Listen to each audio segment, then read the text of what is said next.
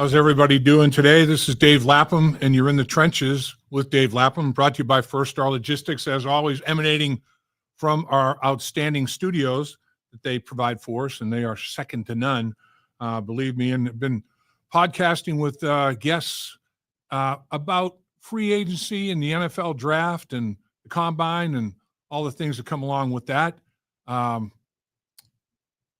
Former players turned broadcasters, coaches, players, been catching up, getting opinions from a little bit of everybody, draft gurus, draft experts. All of that's going to be coming as we come forward to the NFL draft, which will be fast approaching, April 24th, 25th, and 26th, getting toward the end of the month here. But veteran free agency, we're in full effect of that. So let's first of all, let's take a little time and review what the Cincinnati Bengals have done to this point in time in free agency. They have signed 17 free agents, 13 of their own, and that is a combination of draft picks by the Cincinnati Bengals.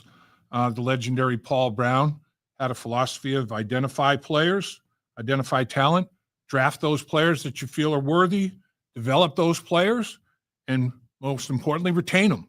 You know, don't let them go after a first contract, and all the resources and dollars and talent that you put into developing those players organizationally and with the coaching staff, don't let that be a benefit of another franchise.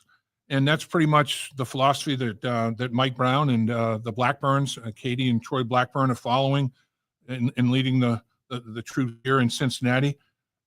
It's a different era now, though. You do have to dabble in free agency. Unrestricted free agency is not only retaining your own players, but bringing in some from other teams, and the Bengals have done that in both areas. 17 free agents, 13 of their own. First of all, Joe Burrow, he was not a free agent, but they did extend his contract. That was a big commitment financially in terms of the average cap hit per year. Jamar Chase, they get done, 4 years, $161 million. T. Higgins, 4 years, $115 million. Mike Gesicki, 3 years, $25.5 million. I mean, these averages are crazy. Over $40 million a year for Jamar, $28.75 million for T. Higgins, $8.5 for Mike Gesicki. B.J. Hill, 3 years, $33 million, $11 million a year. So you've extended your quarterback, who's not only a franchise quarterback, he's probably as good as any in the National Football League and maybe in the history of the National Football League. You signed, or you re-upped for 4 more years the 2 receivers you drafted. One player 5th in a draft, the other player 33rd in a draft. That's 5th player of the first round, 1st player of the second round in Jamar Chase and T. Higgins. And then Mike Gesicki from an outside franchise 2nd-round pick coming in with the Dolphins into the National Football League. You re-up him. B.J. Hill, same. Get him in a trade. Greatest trade ever, in my opinion.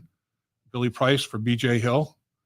B.J. Hill still getting it done, paying him $11 million a year. But you retain Cody Ford, who is going to be battling for that guard spot in the interior of the offensive line. He can play all 5 offensive line positions as well as tight end, a big body guy in short yardage and goal line. Tanner Hudson, a 1-year deal. Joseph Osai, a 1-year deal for $6.5 million, a good commitment there. Cam Sample, 1-year deal for $1,225,000. So they've done a pretty good job. Marco Wilson, they brought back a 2-year deal for over $2 million. Jackson Kirkland, they brought back to the franchise. Cam Grandy, these are young players they're trying to continue to develop. So 17 free agents, 13 of their own, and then 4 from other organizations. Lucas Patrick, the offensive lineman, will be competing at the guard position. He's been in the league for 9 years.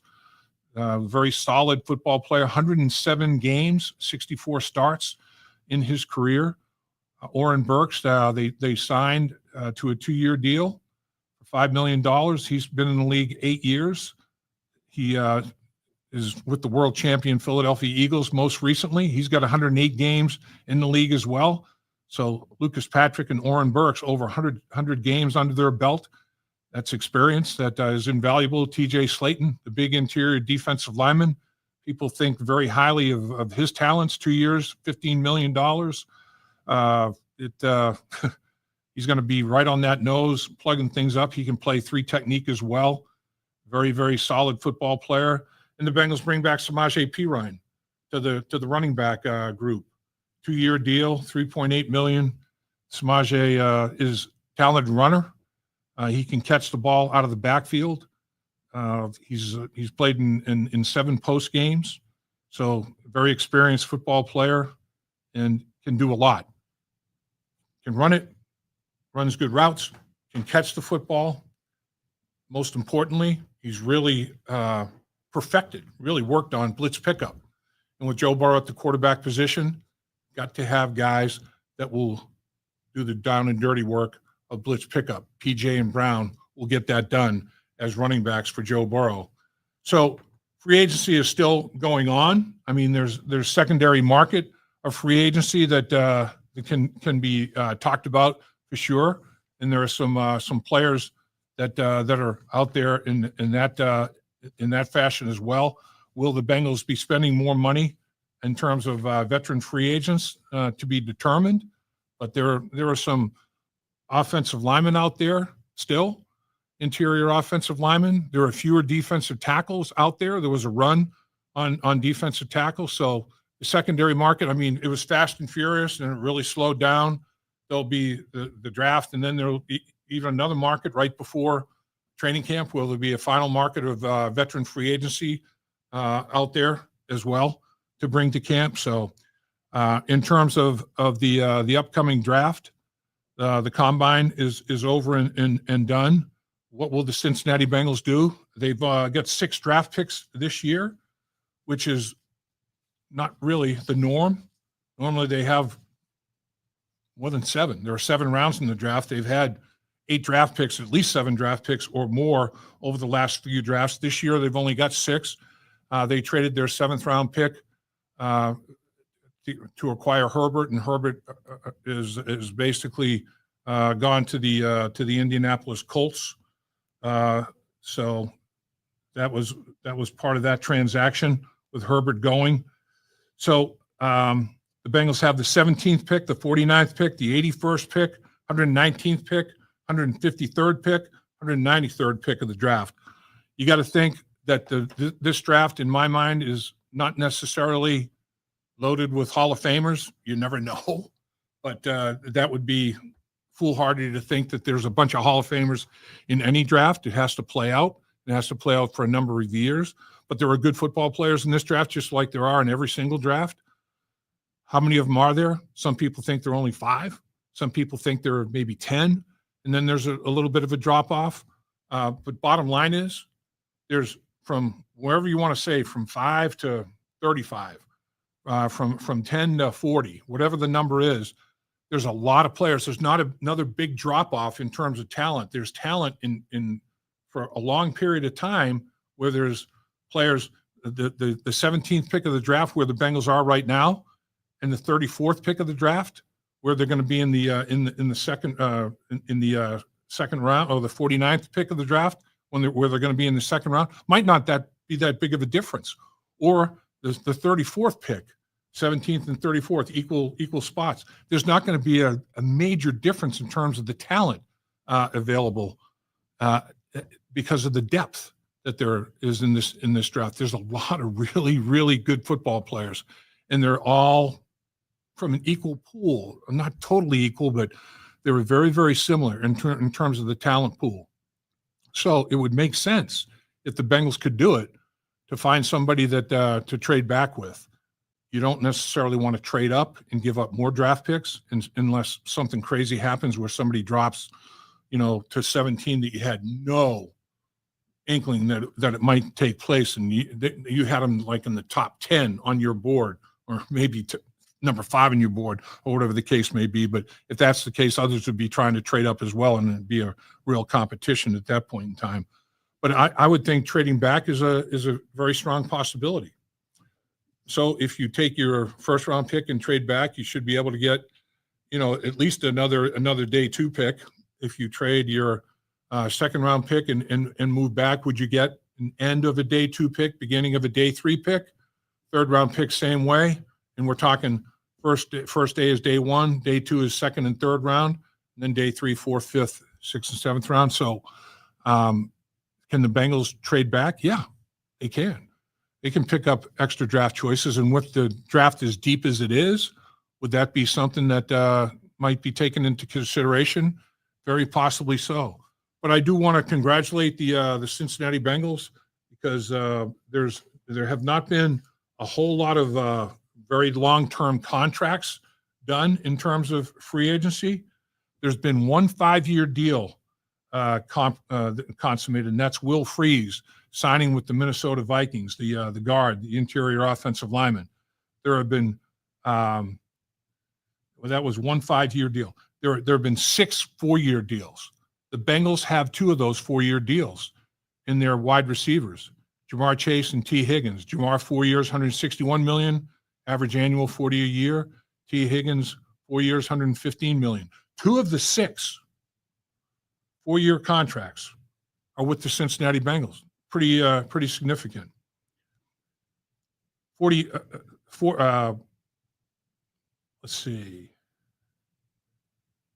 3-year contracts, 45 3-year contracts have been done.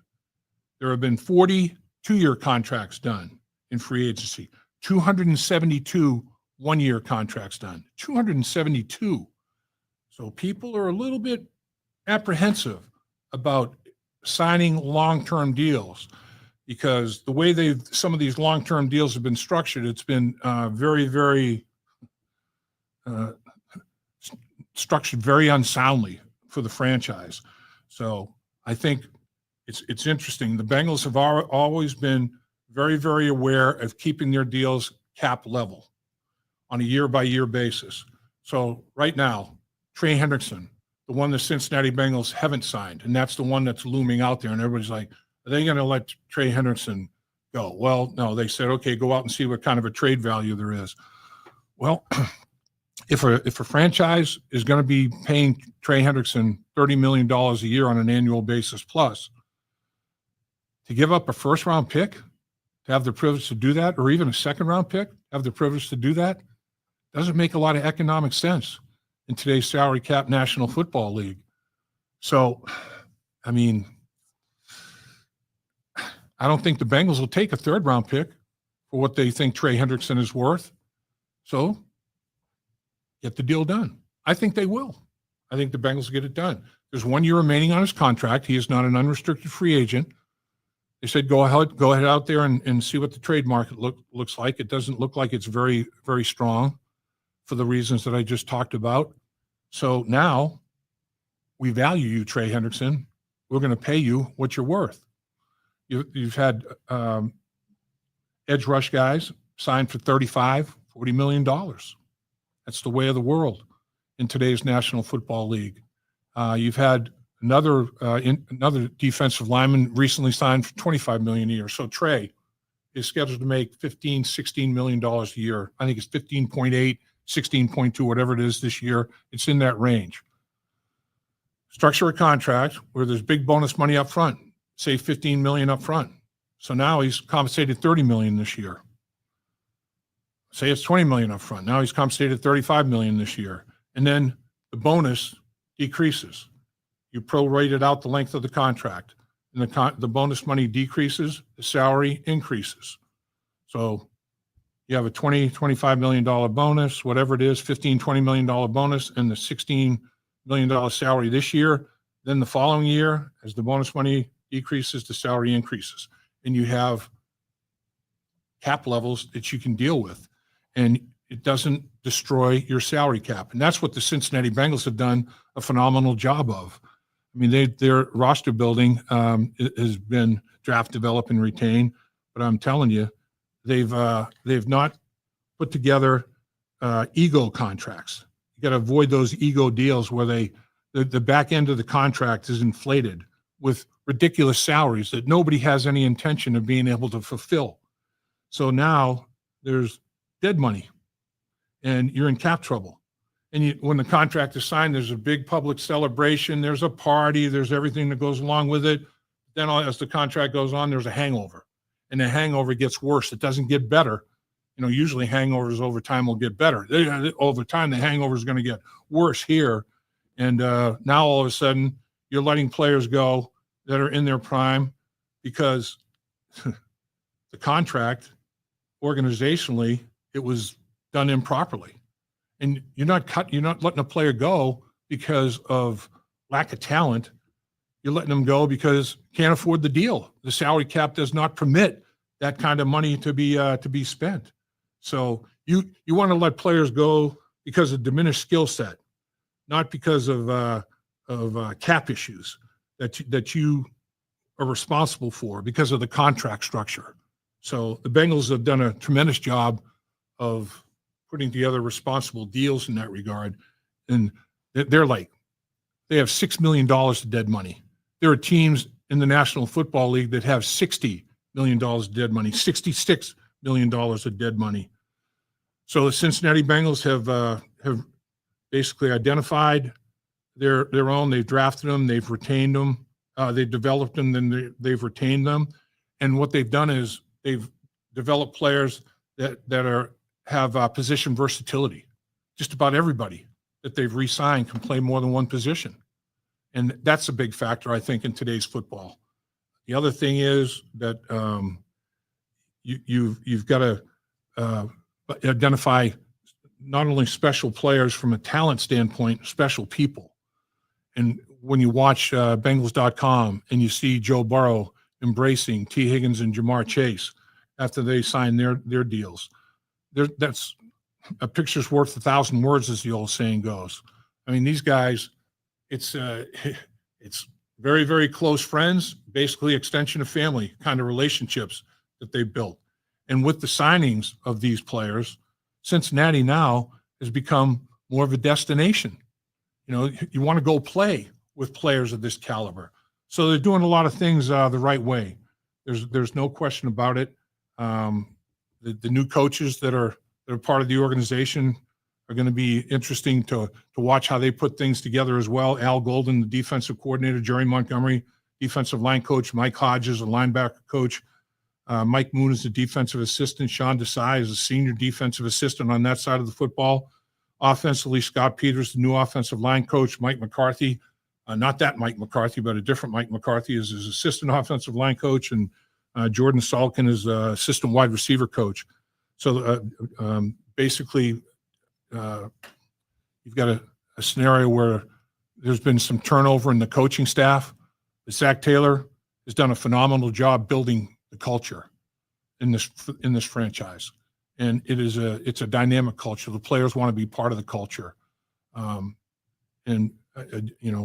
these young coaches will develop these players even further. There's meat on the bone, and I do think that Zach Taylor is a highly regarded coach around the National Football League in terms of being a place that players want to come to, because when you do things right for players and when you build a very positive culture for players, word gets around the National Football League. When you're doing it right, it gets around. When you're doing it wrong, it gets around. There's no question about it. And I think the Cincinnati Bengals are doing a lot of things right. It's becoming a destination. The city of Cincinnati is a great place to live, as we all know, right in the middle of the country. From a travel standpoint, you can get anywhere in the country reasonably. So it's got a lot going for it. The city itself, the culture of the city itself, it's got big city amenities and restaurants and that sort of thing in a smaller city environment. Great place to raise a family. A lot of players, when they're done playing for the Cincinnati Bengals, stay right here in Cincinnati to raise their families. Anthony Munoz, Max Montoya, a couple of big offensive linemen from the West Coast. They're still here in Cincinnati. I thought they might be going back to the West Coast, but they fell in love with the city of Cincinnati. That says a lot, believe me. No question about the city of Cincinnati. And it's one of the greatest places that anybody could live and raise their family. We all know that. With that said, like I said, I've talked to a lot of people in the profession about free agency and about the upcoming draft. We talked about the depth or we should talk about the depth in the upcoming draft. The offensive and defense. We talked about maybe not Hall of Fame players, but a lot of depth in the draft. Well, the two areas the Bengals have the biggest need: interior of the offensive line, interior of the defensive line. A lot of football players there. That can be addressed in this year's draft. So let's see what you guys have to think. We got to take care of some business, Lap. All right, Dave. Remember, everyone, the 3rd annual First Star Logistics Draft Party, Bengals Draft Party, April 25th, Friday, April 25th. All the tickets are gone, Lap. There you go. But as we've done the previous 2, we're going to be streaming it live exclusively on the First Star Media Group YouTube channel. So you want to be there. We're going to go live at 7 p.m. We're going to have prizes, not only for those who are in attendance, but also for those who are watching online. All right. So we can't thank First Star Logistics enough because, again, Brad Johansson's going to be the main host. You're going to be there. Our good buddy Joe Goodberry is going to be brought in town, and we're going to have some special guests. We got another person that's going to be on the panel as well. It's going to be more of a college background of recruiting and so forth about these guys who've watched these guys from high school all the way through their college careers. And then we're going to have some specials guests from the Bengals. We won't want to revolve who those are right now, but you want to be watching because a lot of unbelievable prizes are going to be given away both to those in person and those online. And that's where the sausage is made during the NFL draft. Of course, veteran free agency as well. But the draft, that's been the lifeblood of this franchise. Paul Brown certainly believed in it.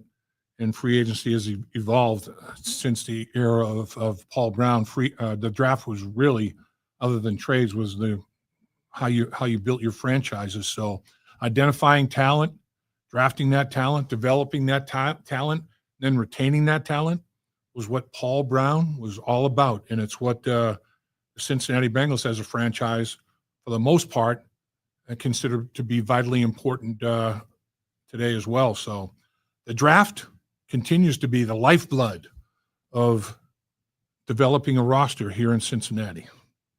We also have to say hello to our usuals who join us almost every time we do a live stream lap. Yash is over in England. Love Yash. He's with us, Dan the Man, and Dolores, and the man, Natty Ron. So we've got, nice. got our regulars are here with us every time. We cannot thank them enough for joining us every time we do a live stream. So let's get to some questions, Lap. First, let's go. We're going to go to Yash. Would you trade down in this draft? Would I? I would. If it made sense, and I think it's going to make sense. Kind of talked about that a little bit in the early soliloquy to the podcast here. But there is depth in this draft, and there's depth in this draft in areas of need for the Cincinnati Bengals, the interior of the offensive and interior of the defensive line. So, I mean, unless a player is sliding, that it's like, boy, might want to hang in there a little bit longer and see if he continues to slide. I might not want to trade back if this player, for whatever reason, appears at 17 or is there at 49 when the Bengals have their pick in the second round. So, yeah, I would consider doing it because I think the Bengals draft success, part of the success of the draft in the past few years has been multiple picks at multiple positions instead of just drafting one interior offensive lineman or one interior defensive lineman or one safety, or they'll double down. You know, when you have multiple picks, you can double down in a position group. And in some cases, even, you know, they've drafted 3 guys at one position group. That's not common. It's more rare, but they have done it. Or they've drafted 2 and signed 1 as a college free agent. Or in this case, they've already signed a veteran interior offensive and defensive lineman. It's not to say they're done doing business in that regard from an unrestricted free agent standpoint with the interior, the offensive and defensive lines. But the other way to build your roster and build roster depth in those two position areas of need is through the draft. So I think if it makes sense to trade back, I think they do it. I think they're always on the alert. I mean, the way we kind of talked about it before, but they've got it doesn't matter what position we're talking about, they'll have the top 50 players in the draft, in their opinion, 1 through 50, 1 through 100. And as the picks are going by, they're crossing off, what guys are going. Some guys, will go in the top 10 that they may have rated at 20. Or there may be, a guy that doesn't make the top 10 that the Bengals thought was the 5th pick of the draft. So everybody's got different opinions. Usually it's not that big of a disparity, though. Usually, everybody has different ideas on how they stack their board. Some teams stack their board by need solely. So their board is going to look a lot different than the Bengals that are rating players. Now, there's always going to be a bias toward need when you're rating players. I mean, if you've got, a guard or a wide receiver at about the same spot in the draft, what do? You probably, if there are 2 of 4 players, say there's a interior, say there's a guard, say there's a running back and a safety and a wide receiver, and your biggest need is guard. Well, you'll go with guard. If there's four different players of different position groups at that 17th or 49th spot, the Bengals will go, basically they have groupings of players, and then within the grouping of player, it'll be, all right, this is our biggest need in this grouping, but if somebody slides to a spot, it's like, we had this guy in this grouping up above the grouping we're talking about, and he's still there, he goes to the top of this grouping. So it doesn't, and it may be a position that isn't of the most need, a guy that slides down into the second grouping. May not be an interior offensive lineman or interior defensive lineman, but that's pretty much how they do it. It has to be a real eye-catching drop, though, for the Bengals to get away from their philosophy of, I mean, if they have a guy rated at in a grouping of 17, he, for whatever reason, the grouping looks a little bit different, but not a lot different. Say somebody that the Bengals had in their grouping of 17, they went at like 15 or 19. That's not a disruptive thing to the Bengals groupings.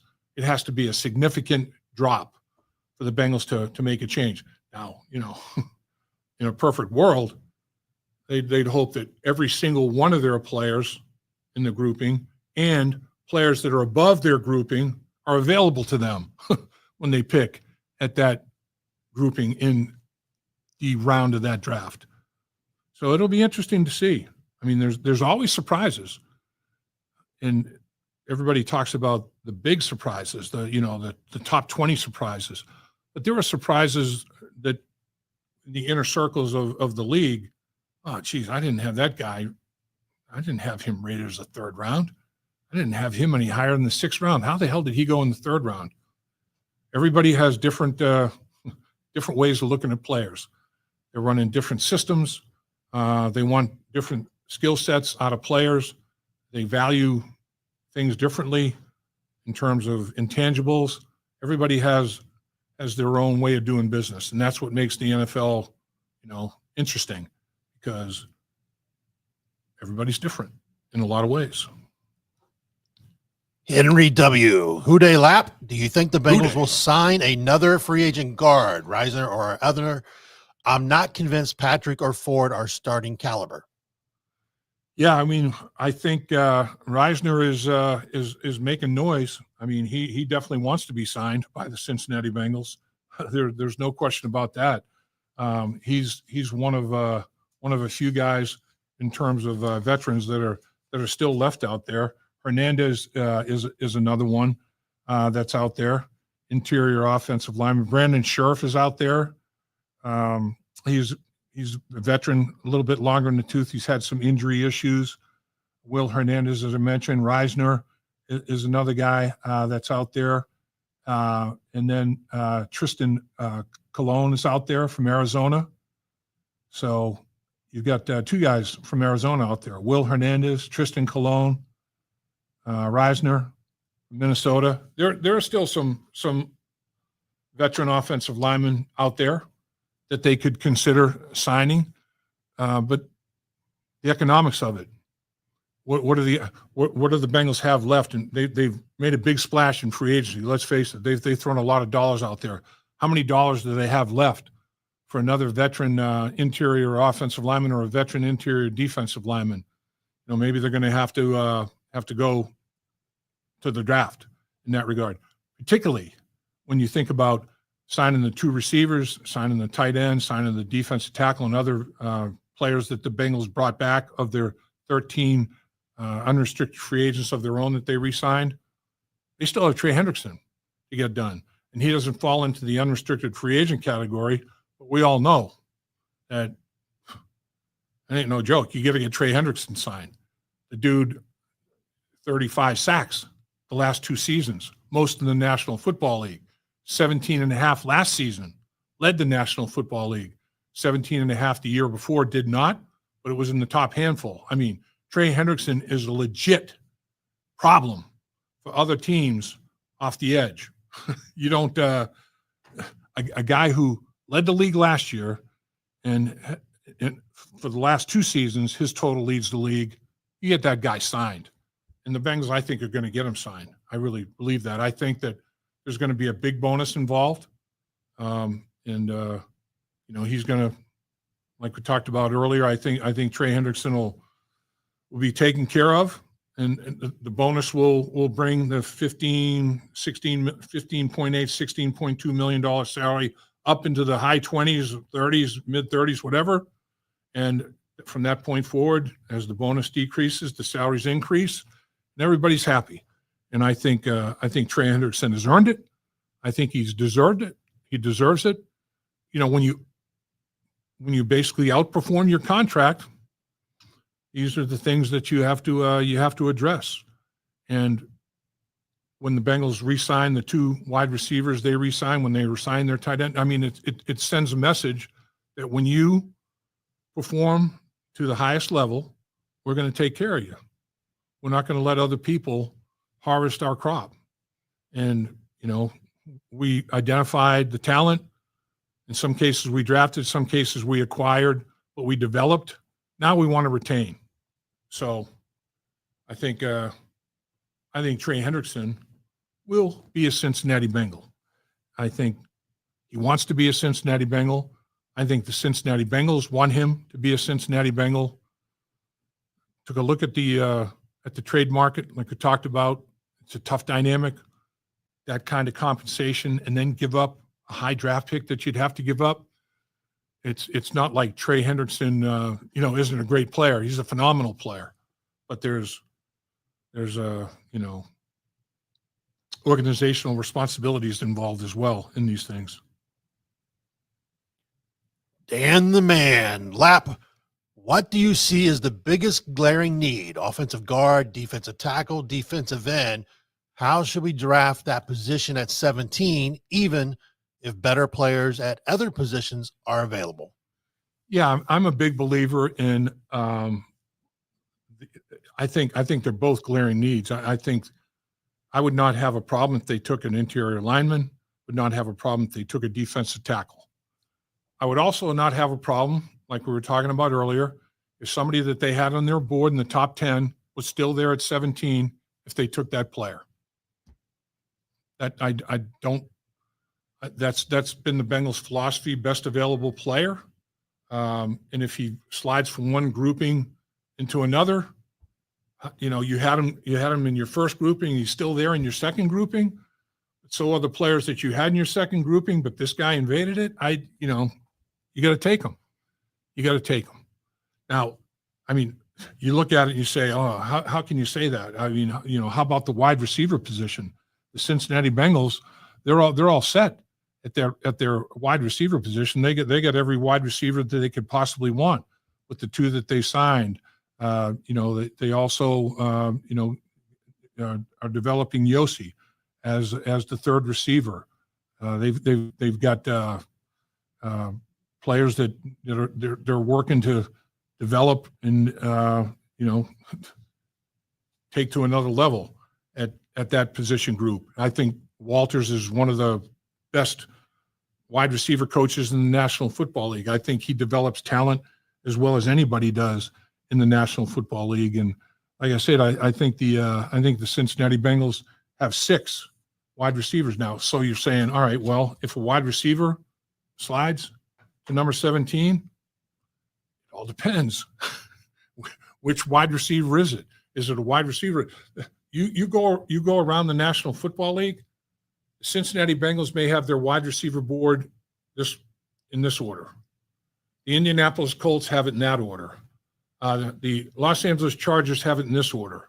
I mean, there may be a lot different order to the wide receiver position based on your offense, what you want, how you want your receivers to perform in your offense, what body type you're looking for at the receiver position. I mean, there's all kinds of variables. So, but bottom line, I think the Cincinnati Bengals organizationally take the best available player. Unless if you had this player that slide, you're picking at 17, and the player that you had at 15 is there at 17. But your number one guard that you have on your board is in this grouping at 17, and he's still there.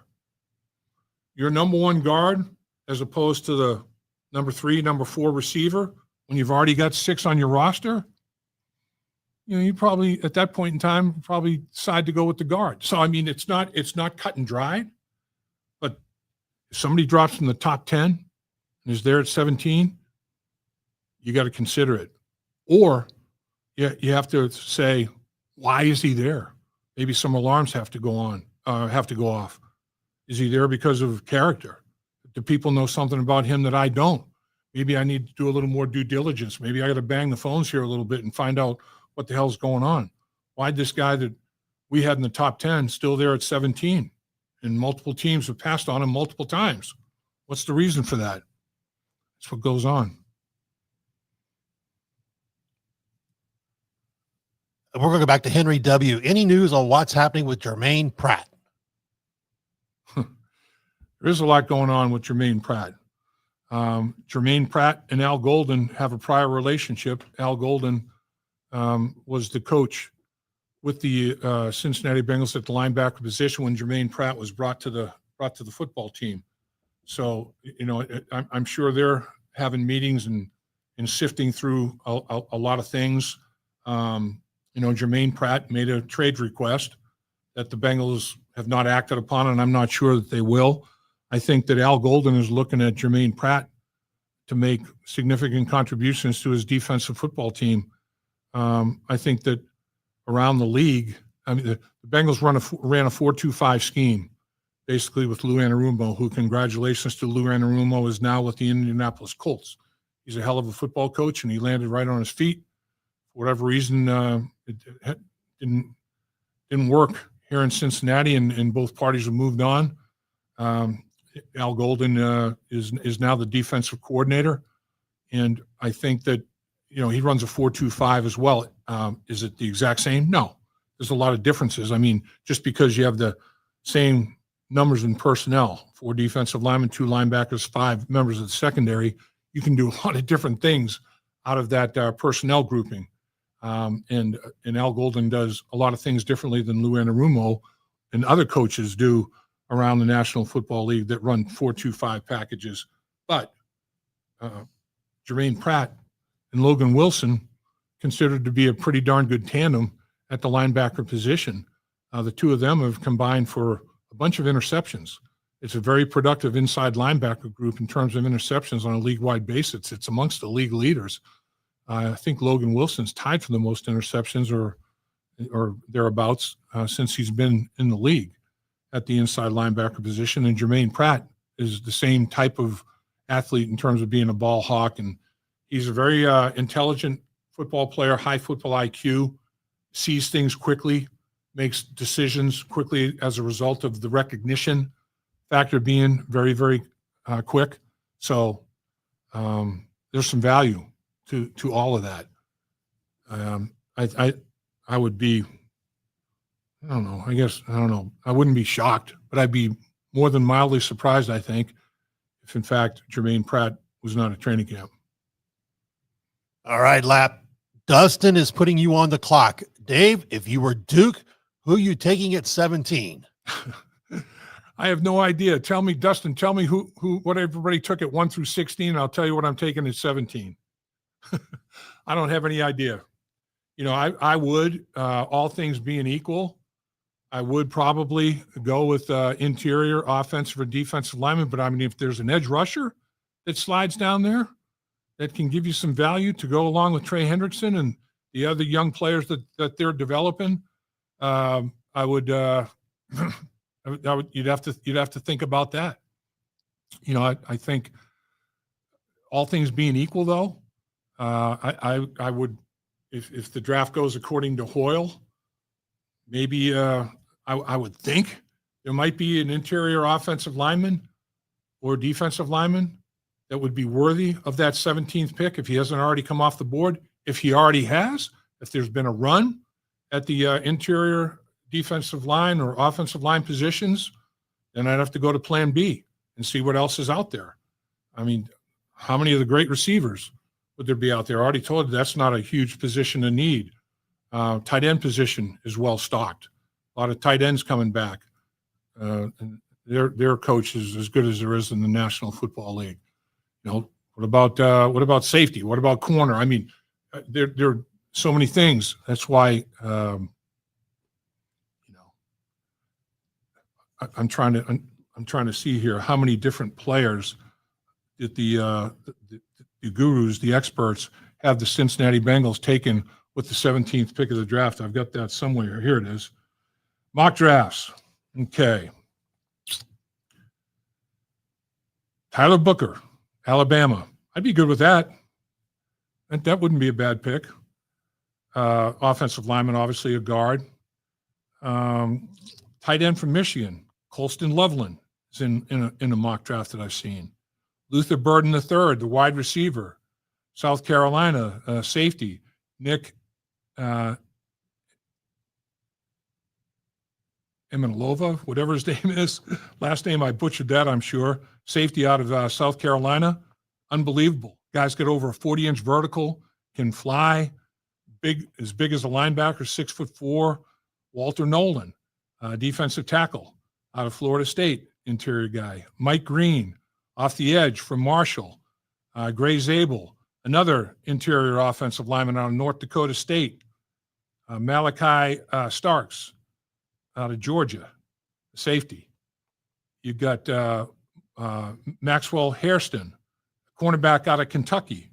Flies, ran like a 4.28. Derek Harmon, running back out of Oregon. Derek Harmon, defensive tackle out of Oregon.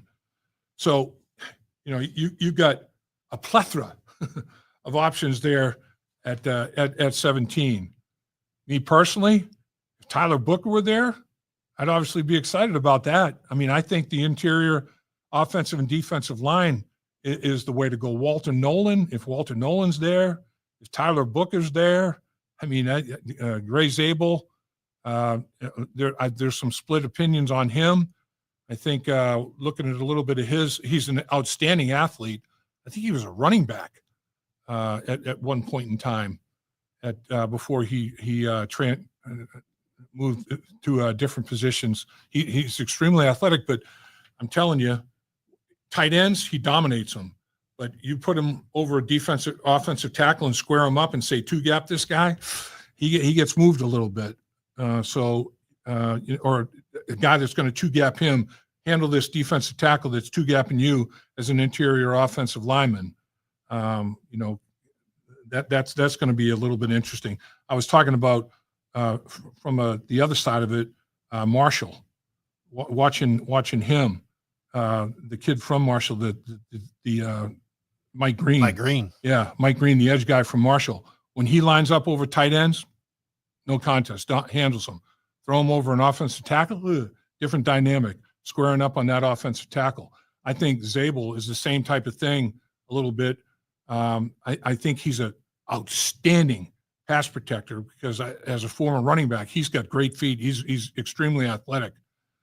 Run blocking, I don't think is his bailiwick, particularly with the big wide-bodied two gappers. And in the National Football League, it's more so than he's faced when he was playing at North Dakota State for sure. But this kid is an extremely gifted athlete. Ray Zabel is, and Marshall also. Mike Green from the edge guy from Marshall. I mean, this guy, he's got skills. I mean, he's an incredible pass rusher. He's a great athlete, but I'm not sure if I want a one-dimensional player at 17. I'd like to have an interior offensive lineman who can pass protect, but is salty in the running game, coming off the football, moving the line of scrimmage in your favor. In interior defensive lineman, it all depends what you're looking for. You're looking for a nose tackle. Well, you signed a nose tackle in free agency. You're looking for a 3 technique. You signed a 3 technique in free agency. So get a guy that can play both. BJ Hill can play both. You just signed him in free agency. Slayton can Slayton play both? I think he's more of a nose. So let me put it this way though. Again, if Tyler Booker were there from Alabama at 17, I'd have to really think about that. Walter Nolan is an edge player who's more one-dimensional. They got him here at 17. Green, edge player, more one-dimensional. Gray Zabel, interior offensive lineman, outstanding pass protector. Not sure about the run blocking part of things. Those are some of the interior players, or some of the interior players that I've seen on draft boards that the Cincinnati Bengals would have as an option at 17. So again, with how many players are we talking about there? And this isn't all the mock drafts that are out there. 1, 2. We're looking at double digits. We're looking at more than 10 players that people are putting up there at number 17 based on what happens with the prior 16 picks. So in a perfect world, as a former lineman, would I love to have an interior offensive lineman or interior defensive lineman at 17? Hell yeah. That's where you have to also, when you're looking at these boards, look at offensive tackles that maybe the Bengals would project more as an offensive guard. Yeah, that's true, and that's a way that you go that makes the most sense. Offensive tackle into guard. If you played more guard than tackle in college, that's a tougher transition to kick out from center or guard to the tackle position. But let's take a look at some of the offensive tackles that are out there. I know Kelvin Banks is one that's I've seen him fluctuate up and down boards.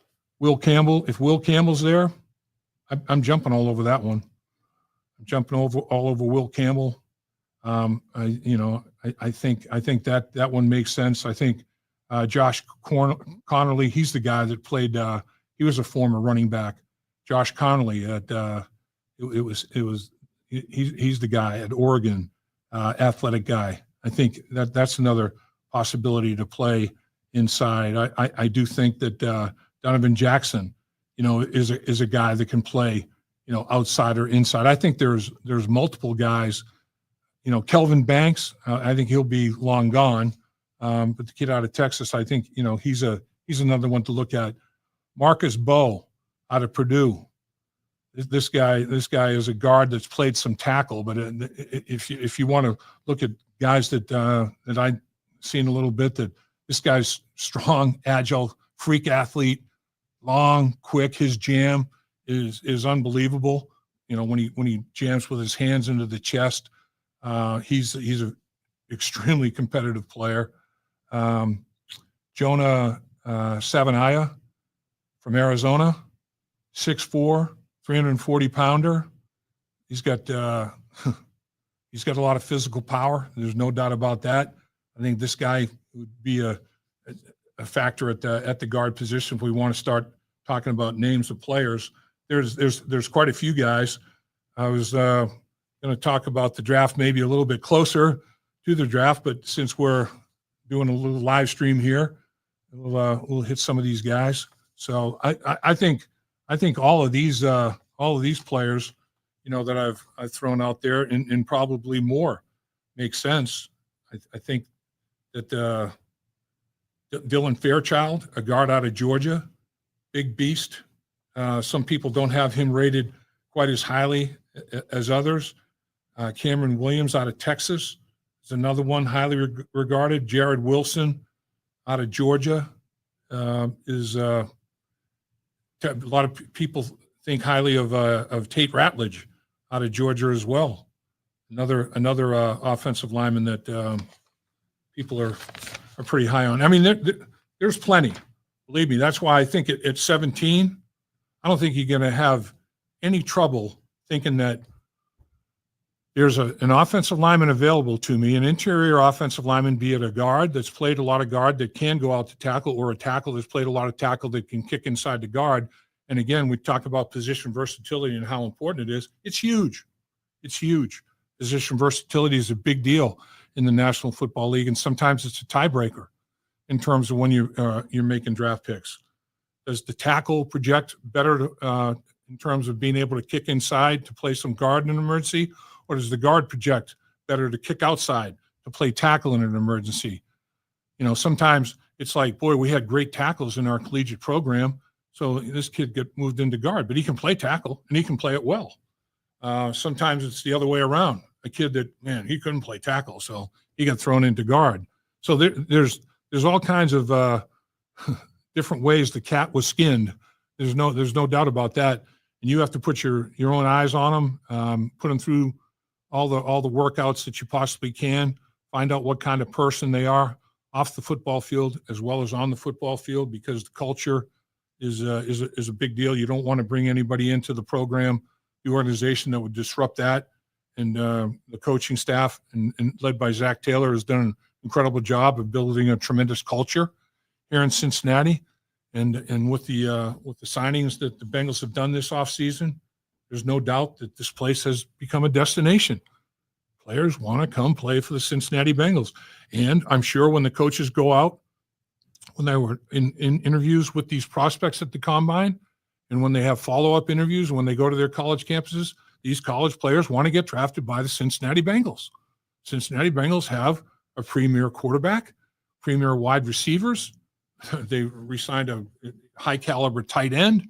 They've taken care of their own, and everybody wants to come and be part of that. So if you play well in Cincinnati, you get rewarded, and that's some place that players want to be in, and they know that when you come to Cincinnati, you're going to get a square deal.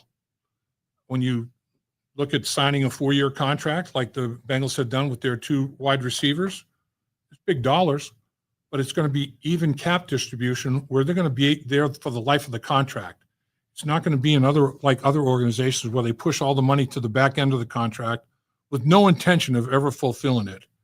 And a good player is on the market, not because of the lack of talent, not because, he doesn't cut the mustard anymore, because it was an irresponsible contract that was executed. Bengals, when they put together a contract, their expectation is you're going to fulfill it as a player to the best of your ability, and as an organization, we're going to live up to our end of the bargain and fulfill it as well. You don't see them whacking players and with irresponsible contracts and messing up the salary cap. It just doesn't happen. I mean, like Paul Brown used to call it, what I want to do is sign a square deal. I want a deal that I know I can live with and fulfill, and I want you to feel like you can do the same. Clouds 7 kind of makes a reminder here. We made a pick at 17 in the 90s that worked out pretty well. Linebacker Brian Simmons. We also got Takeo Spikes that draft. Talk about 2 great picks. Yeah, no doubt. Yes, boys, Spikes and Simmons. Yeah, they were a tandem at that linebacker position.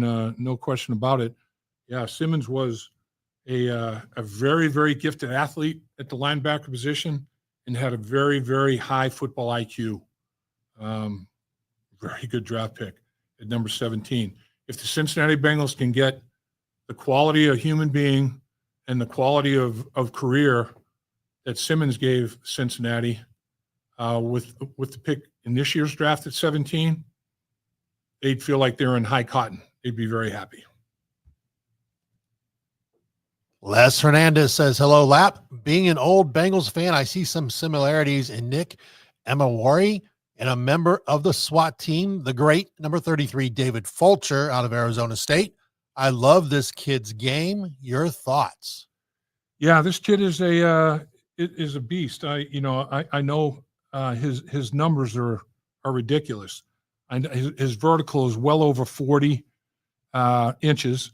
He runs like 4.3s, I think, like it's 4.38. He's like 6'4". He's built like a linebacker. I think teams are going to be. He's a great fit in today's NFL because the versatility he can provide. Is he going to be a safety? Is he going to be a linebacker in some packages, safety in some packages? Can he do both? Yeah, I think he can do both. I think that he's a Swiss Army knife for a lot of defensive coordinators that they're going to utilize a myriad of ways. I mean, you can put him in a 9 technique outside and let him rush the passer. He's done that as well out of a 2-point stance. I mean, I think this guy is somebody that can give you a lot of position versatility, a lot of value as a result of that. I think he's a genetic marvel with his size-speed ratio and strength. I think he killed it on the bench press with reps as well. He's one of those athletes. He's a rare breed for sure. Guy that I'm really high on, Dave, is Private has Simply Take Kenneth Grant if he's there. Kenneth Grant, big old beast, no question about that. The G-Men out of Michigan. Kenneth Grant, 6'3", 340 pounds, runs a 4.95. What? Thick, burly, bulky. Some of the things that I said about him, looking at him, he's very quick and athletic for that type of body type, and because of that, you can play him head up on the center, shade the center, 1 technique in the gap, 2 technique on the guard, head up on the guard, all the way out to a 3 technique outside shoulder on the guard. I think he's got that kind of position versatility. He converts quickness to power very, very well. He can 2-gap, like I said, down the middle of the player, or 1-gap penetrate with the athleticism that he has. He has, strong hands, not only strong hands. People talk about quickness and short step, first step quickness and all that. Hand quickness is a big deal. I mean, when a guy strikes you and it's like, I didn't even see it. I didn't even see that come. I mean, the power that comes with hand quickness and hand size, the power that generates is incredible. And this kid's got those strong, quick hands like that where he can stack and shed people. Hit you with those big, strong, quick hands and shed you, man, like an ear of corn. It's over. You're gone. So, he obviously can handle the double teams. Got a high motor. He's not a stiff and pass rush. I've seen little arm over action with him, little arm under action with him in the pass rush area. The thing that he has to, I think, make sure that he takes care of is he's so dominant. He's elite. In my mind, he's elite for his position group athletically.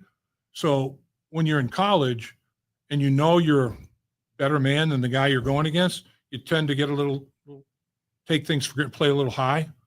Make sure you keep that pad level down. Consistently keep the pad level down, because in the National Football League, you're going against the best of the best. Now you've elevated yourself to the best of the best, and it's not going to be as easy for you as it was in the college game. You got to make sure that you apply all your techniques and keep your pads down. That's one thing that really, looking at tape of these college players that are really good players, they take for granted that pad level. They take it for granted. I don't need to worry about my pad level. I'm better than this dude. I'm stronger than this dude. I can block this dude in my sleep. When you start taking on that mentality, you start to get a little sloppy with things that you don't want to be sloppy with, and pad level's one of them. Bengals fandom wants to remind everybody 50% of first round draft picks are considered bust per several studies.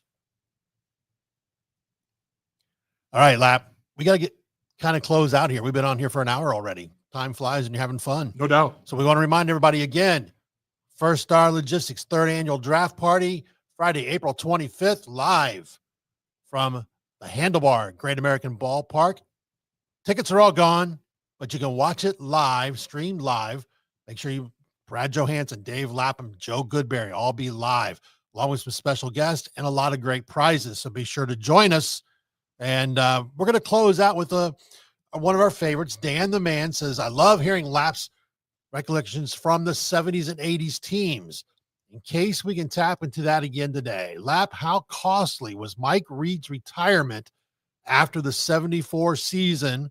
Oh, what could have been in 75, 76? Whew.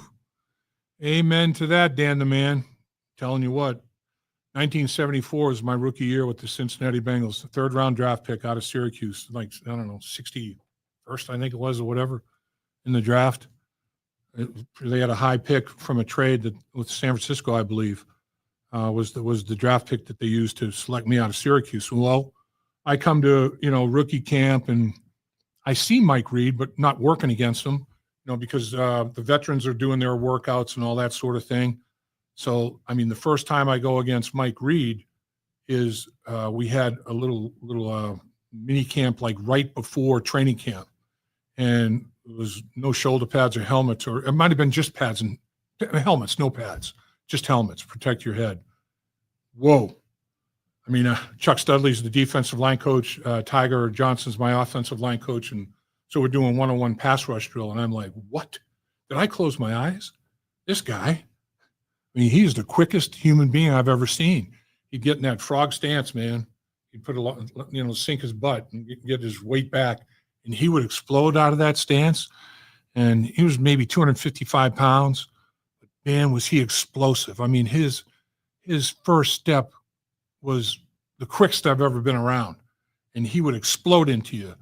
And his pass rush was incredible. They could use their hands. We couldn't. I had to try to pass block Mike Reed like this. My rookie year, it was hands to your chest. Well, they liberalized it, and they let you, my next couple of years, you could extend your fists, but you couldn't open your hands. Finally, they let you extend all the way and open your hands. But you're going against these unbelievable athletes like this, and you're trying to stay in front of them, and they can head slap you and everything else. I'm telling you what, man, Mike Reed was an incredible athlete, incredible, strong, quick, and not only that, but intelligent. I mean, football IQ off the charts, overall intelligence off the charts. And then, of course, a man of many talents. He was played in the symphony when he was at Penn State, played the piano in the symphony orchestra. He's the pianist. I mean, are you kidding me? While he's in college. And he gets, he's a concert pianist, does that for a little while, and then he starts just writing songs. Stranger in My House, Inside, Ronnie Millsap, other artists, big hits. Mike Reed becomes a music phenomenon. So here's a guy, it's hard enough to be the very top of one profession. He achieves the very top of two professions. And he decides to stop playing football before he was vested in retirement. He didn't play. He only played 4 years. He didn't even play a fifth year. He gave up football to get into music without a retirement plan in football. Gifted. And one of those guys that, there are a few people in your life when you meet them, you realize this dude's special. When you met Mike Reed, you knew he was special. Not only because of the multi-talents that he had, but as good as he was in all those areas, even a better human being. Mike Reed is one of the most exceptional people I've ever met in my life. If he had played 75, 76 and beyond, who knows? Who knows? I saw him get 5 sacks in a game against Gene Upshaw. Gene Upshaw, the Pro Bowl guard from the then Oakland Raiders. Mike Reed, 5 sacks on him. That was the second time Mike Reed had a 5-sack game.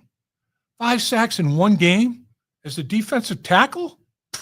Come on, man. It was the most unbelievable performance I'd ever seen. And I'm listening to Gene Upshaw walk off the field, and he's walking off the field with the rest of his offensive linemen shaking his head saying, man, that dude, oh my gosh, man. He's Art Shell. He goes, Art, I couldn't block him. I couldn't block that dude. And I'm thinking, I don't feel so bad now as a rookie when I see that he got 5 sacks against the all-pro Gene Upshaw. Mike Reed was special. Lap, as always, I'm going to let you close it out. Anything else you have to say before we leave? We want to thank everybody again for being with us. And a final reminder, First Star Logistics 3rd Annual Draft Party, Friday, April 25th, 7 p.m., streamed exclusively on the First Star Media Group YouTube channel. Make sure to join Dave Lapham, Brad Johansson, Joe Goodberry, and many others with many, many great prizes to be given away. Well, with that said, I just, it's the National Football League is a year-round deal. There's no doubt. The the preseason, the regular season, all that stuff is just part of it. There's the off season. There's strength and conditioning. There are your own individual workouts. There are mini camps. There are OTAs, organized team activities before the mini camps. It is a year-round thing. And right now, we're in the process of veteran free agent signings and then the upcoming draft. The month of April is very, very interesting because every year the organizations in the National Football League change personnel. One thing you can count on in the NFL, at the end of one season, it's going to be a lot different at the beginning of the next. Not everybody is going to be there. Your stars will be there, your nuts and bolts players, but sometimes there's surprising trades with star players and nuts and bolts players. And sometimes guys move in free agency because of irresponsible contracts like we're talking about. But the NFL draft is the bloodline for most organizations as well as free agency. And we're in that time of year. So we appreciate your thoughts on it. I know we've been podcasting with a lot of people with their thoughts. But you guys are the heart and soul, the bread and butter of the National Football League, the fans. And always like to hear what you have to say. With that said, we'll join you again probably closer to the draft. Until next time, everybody, be sure to check out In the Trenches with Dave Lapham, presented by First Star Logistics. Dave Lapham here, and every day I am grateful for my experience to have played professional football. As a player, I realized self-motivation, leadership, and appreciating your teammates are key. At First Star Logistics, you can use those same attributes to create the life you want for you and your family. Build your future by working hard like I did. You'll see results both on and off the field. Call First Star Logistics today and be part of our winning team. Opportunity knocking.